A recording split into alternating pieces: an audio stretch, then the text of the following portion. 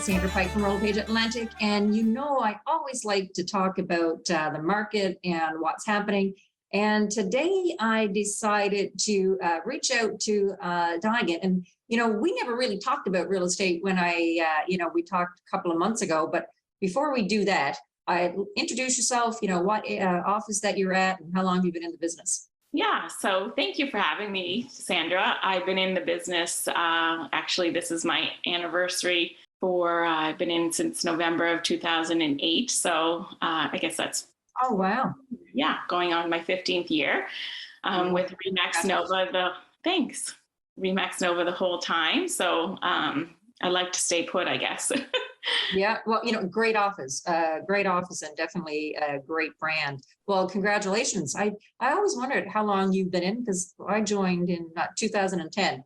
Right. So it's we're getting old now, I think. I'm going to be 49 forever. I don't know about you.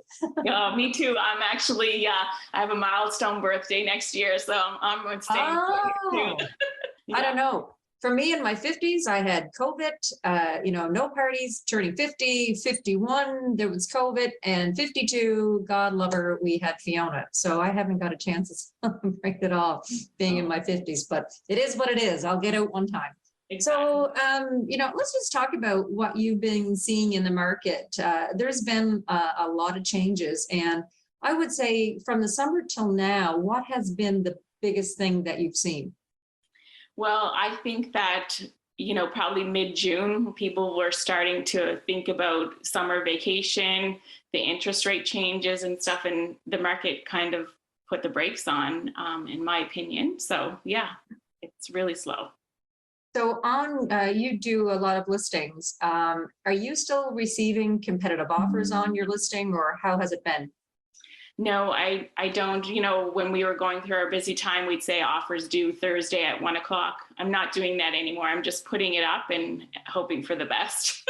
Yeah. Yeah. And I would tell you, I was doing the same, but I feel that it depends on which price point you're in. Like I had a listing in Eastern Passage, and a great little semi. We tried to sell it back in 2016 when the market wasn't that great, and they came back again.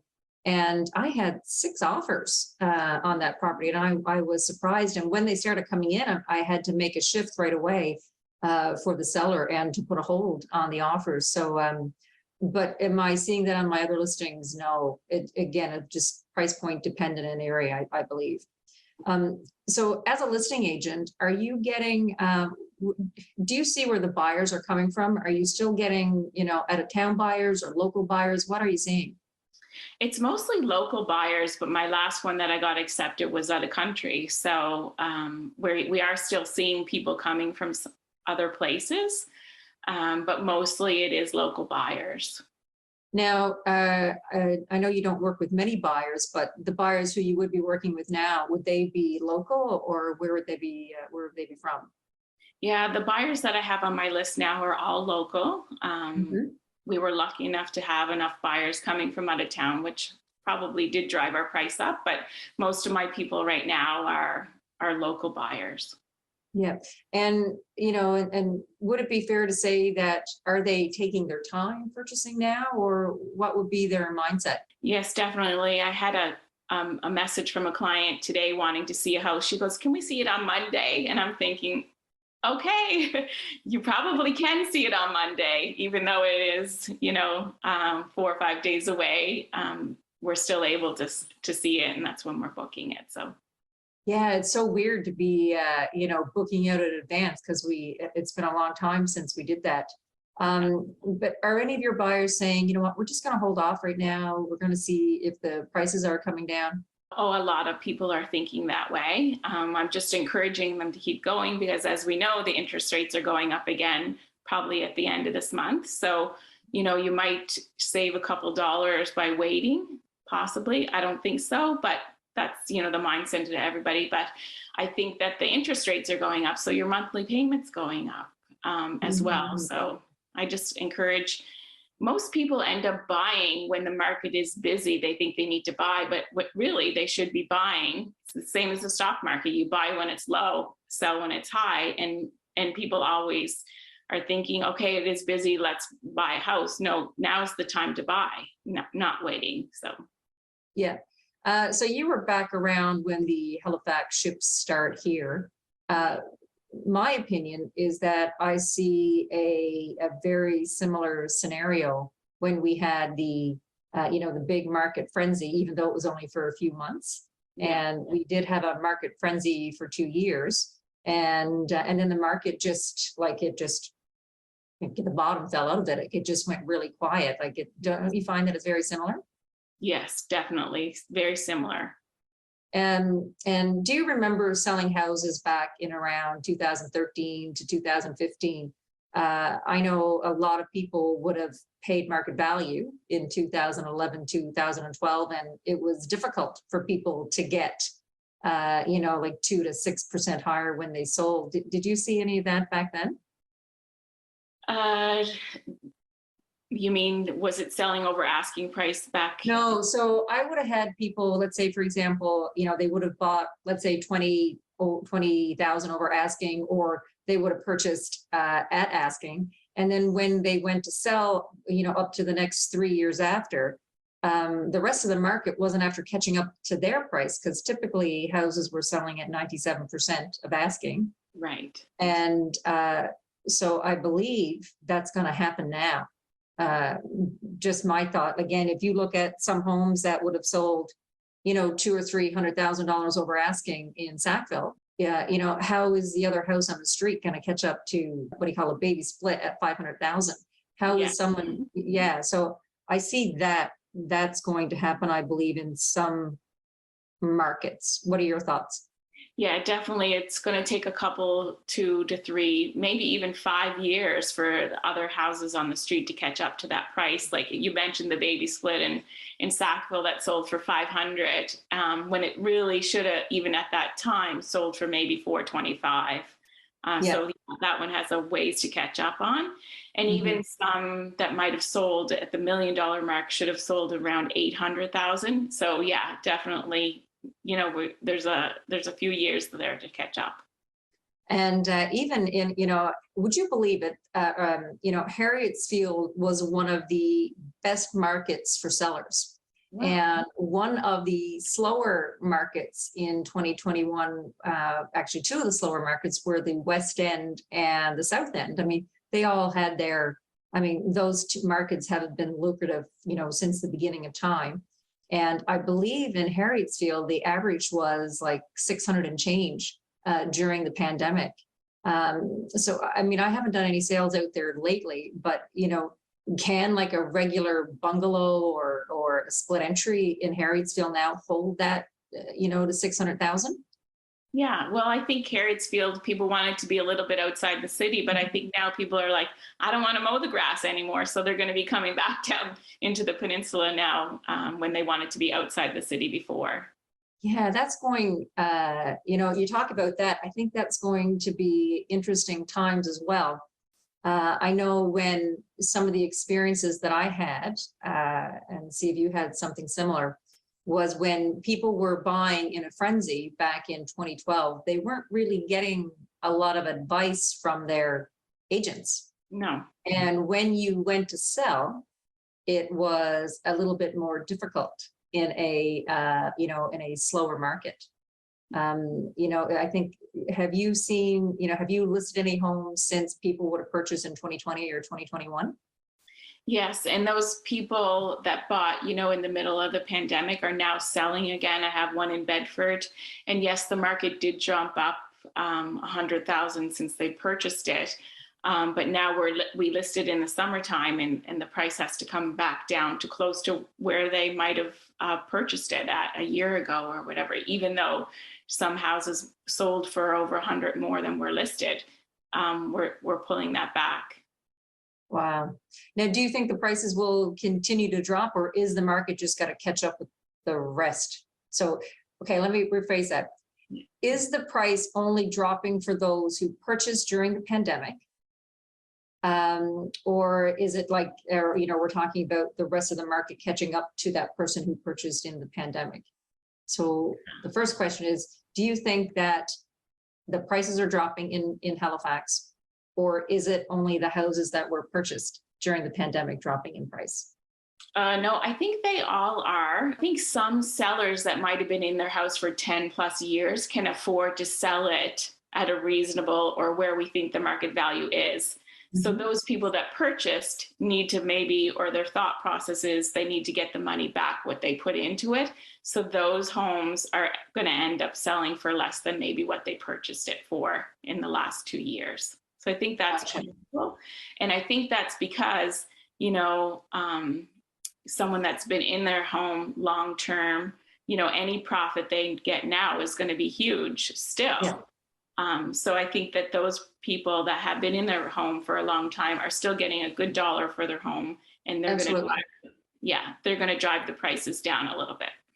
Yeah, no, I agree with you. And but again, it's still great for them, and it's still a lucrative time for them to sell because the market has gone up. I just think it's unfortunate that if you would have bought during the pandemic, you may not get the money out of it again, which is totally unfortunate. No, I do see that happening.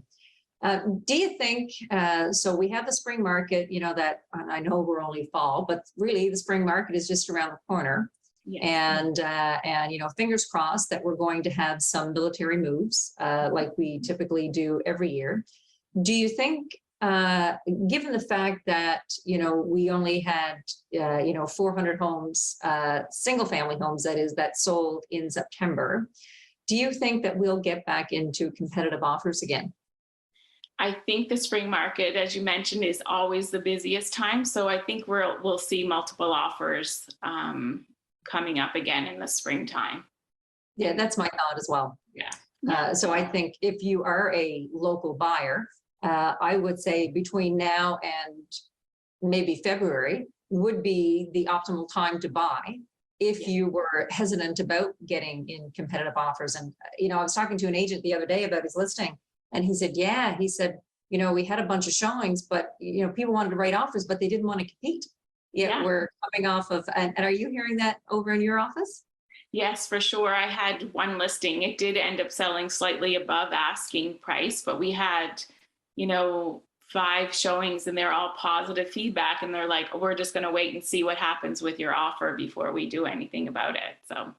Wow. Now, I mean, how do you give a buyer advice? So, I mean, it's so weird. The average over asking now in Halifax is around $24,000, whereas in March, I think it was $114,000.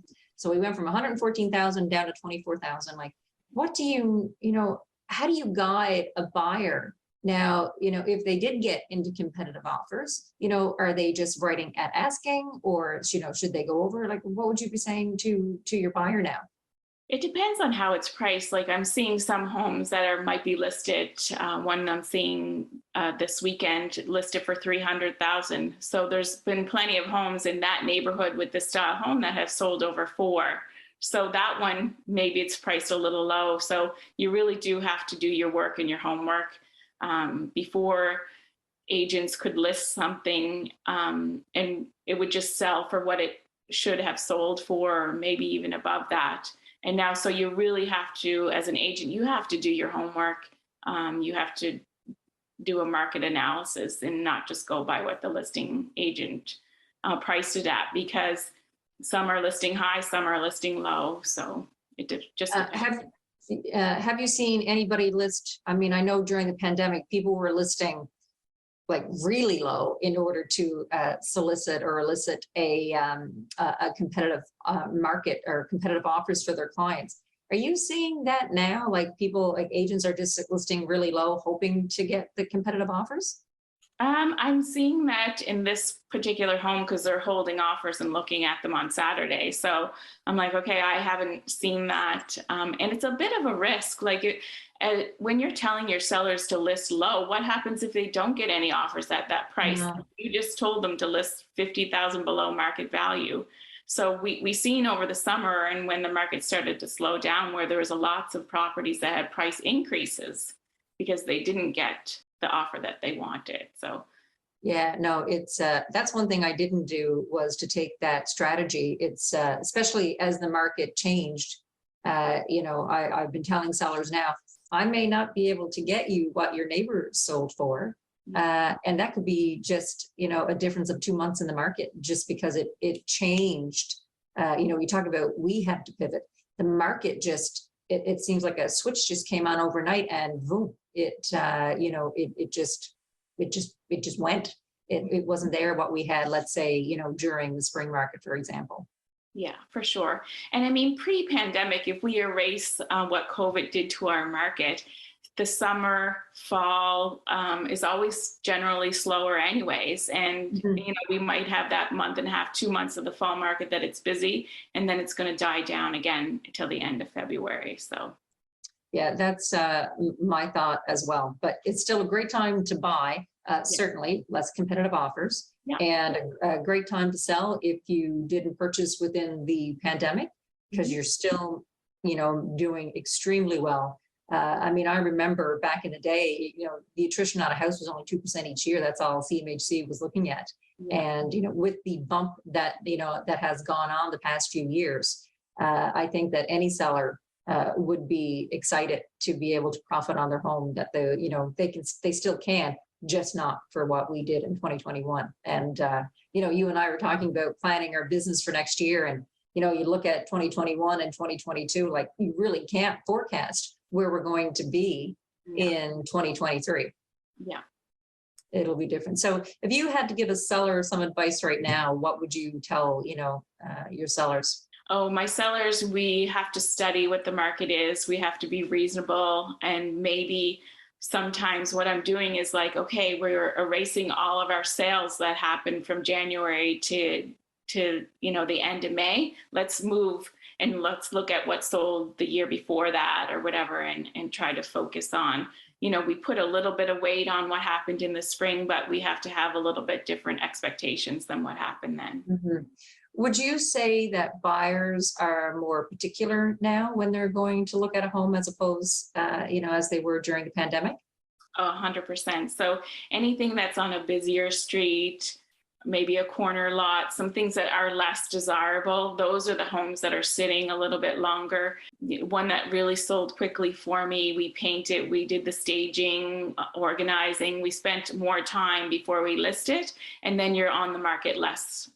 And I think that's important too. It's to, go back to how we sold homes, pre-pandemic, and you were staging, you were painting, and, although we're still in a seller's market, there's no sense of urgency from our local buyers, and, pretty sells, right? Yeah, 100%. I just had working with a buyer. This house was originally listed for $620 and we firmed up at $460. So that's, I feel like my buyer's got a really great deal, but it had pink carpet in it. So, those are the ones that you're going to be reducing the price on and not getting what you should have done if you did a little bit of work before you listed it. So absolutely. Well, it was great chatting, and we got to do this again, because it's always good to hear, different perspectives, what other agents think, and because it may not be the way one of us think, right? So it's always enlightening for sure. Yeah. Well, thank you so much. Thank you.